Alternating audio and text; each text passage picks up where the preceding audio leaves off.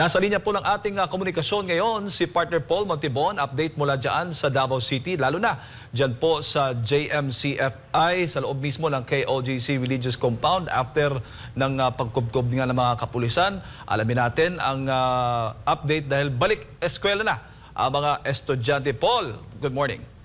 Good morning, maayong buntag sa tanan. Magandang umaga para sa lahat po ng mga kababayan natin mula Luzon, Visayas at Mindanao. Tama ka dyan mga kapartner Jade. Balik eskwela na nga ang mga mag-aaral dito sa Jose Maria College Foundation Incorporated. Dito yan sa Davao City.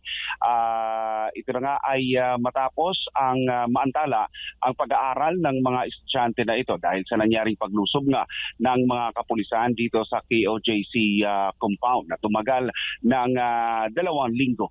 Bukod sa mga bata, mga kapartner, masaya rin ang mga magulang na nakabalik na sa pag-aaral ang kanilang mga anak.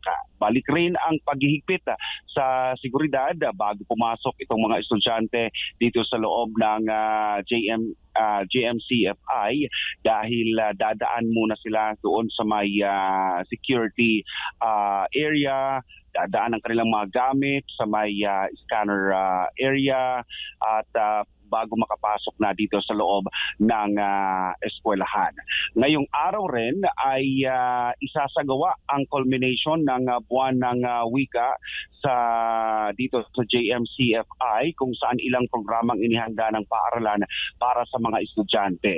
Bagamat September tayo ngayon pero dahil nga 2 linggo na naantala, nasuspinde dahil nga sa nangyaring KOJC siege ay dapat ang buwan ng wika na Agosto ay ngayon na nila isasagawa ang kanilang mga programa na ito para sa pagdiriwang na yan mga kapartner. Nauna na last week ay nauna nang tiniyak ng pamunuan ng Jose Maria College Foundation Incorporated na hindi pa naman maaapektuhan ang kabuuang pundasyon ng eskwelahan mga kapartner.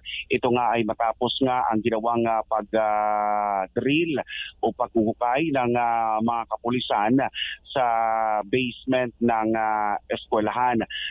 Last week ay binisita na rin ito ng mga kinatawan ng City Engineers Office dito sa Davao City at katuwang dyan ang mga kinatawan naman ng Solomonic Builders dito mismo sa KOJC at City Engineers section naman o ang engineering section o division o department ng Jose Maria College. At hinihintay pa natin yan kung anong magiging assessment nila sa kanilang pag-aaral at may mga susunod pa na mga thorough investigation kung kailangan pa bang maghukay ulit o kailangan pa bang i-check yan o kung maapektuhan ba ang kabuuang pundasyon ng eskwelahan ngayong nagbabalik nga ang sa pag-aaral itong mga estudyante dito dahil nga isa na rin yan sa mga risk, no?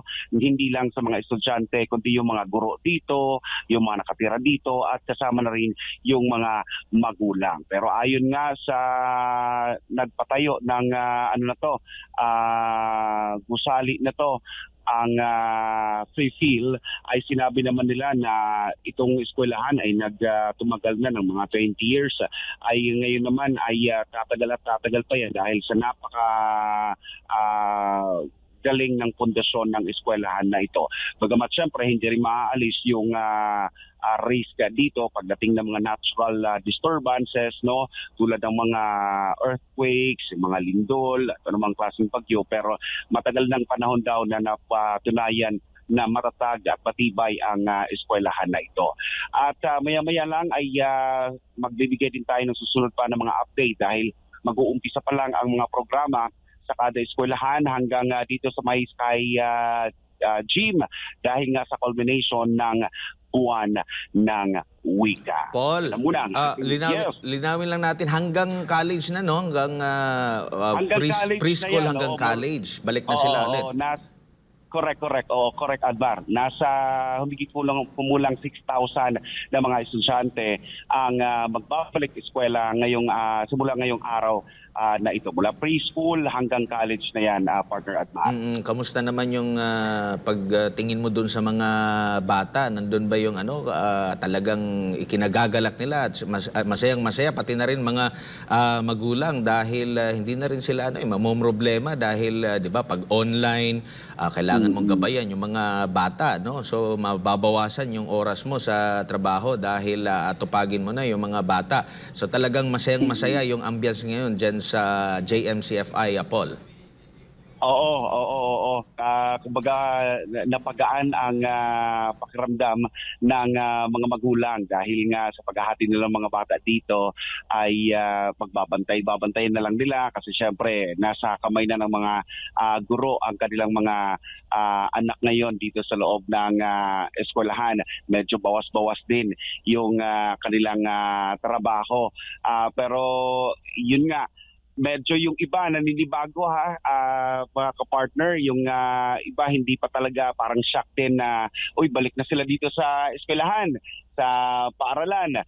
Pero sa kabuuan naman, masaya ang lahat, kumakaway, lalong-lalo na may mga events silang gagawin ngayong araw na ito. Pero hopefully, syempre, hindi rin basta-basta kasi yung trauma, hindi lang yung mga nakatira dito na mga estudyante sa KOJC compound, pero yung trauma din doon sa mga nasa labas ng compound na kung ano ba yung mangyayari, babalik pa ba sila sa eskwelahan, ano pa bang mangyayari, magsasara na ba, o ano bang mangyayari, babagsak ba ang building nila, yung mga ganong klase ng mga pag-iisip, no, ganong klase ng mga intuitions nila. Pero so far sa ngayon ay sabi ko nga, tiniyak naman ng pamunuan ng JMCFI na okay, walang problema, hindi gaanong apektado ang buong gusali, kaya tuloy ang pag-aaral ng mga estudyante face-to-face, mga kapartner. So para sa lahat